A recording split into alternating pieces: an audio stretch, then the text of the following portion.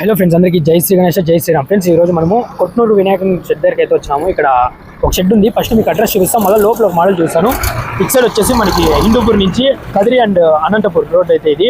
ఇటు సైడ్ నుంచి హిందూపూర్ నుంచి ఇట్లా వెళ్తే కన్నా మనకి అనంతపూర్ అండ్ పెరుగొండ, అనంతపూర్ అండ్ కదిరి వెళ్ళే రోడ్ అనమాట. ఈ రోడ్డు కాడ మనకి అటు సైడ్ అక్కడ కరెక్ట్గా మనకి వాల్మీకి విగ్రహం ఉంది. అది దాటుకొని కాస్త ముందుకు వచ్చామంటే మనకి ఇక్కడ ఒక వినాయకుని షెడ్ అయితే ఉంది.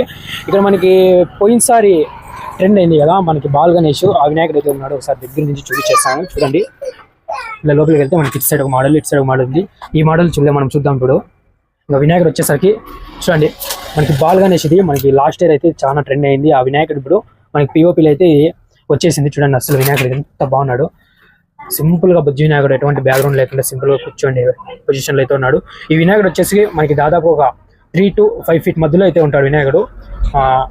డైరెక్ట్ గా వచ్చి విజిట్ అవ్వండి.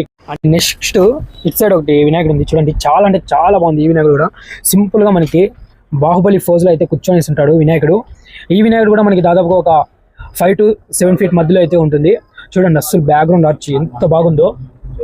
బ్యాక్గ్రౌండ్ ఆర్చ్ మొత్తం మనకైతే హంసని అయితే ఇలా ఇచ్చేసి ఉంటారు.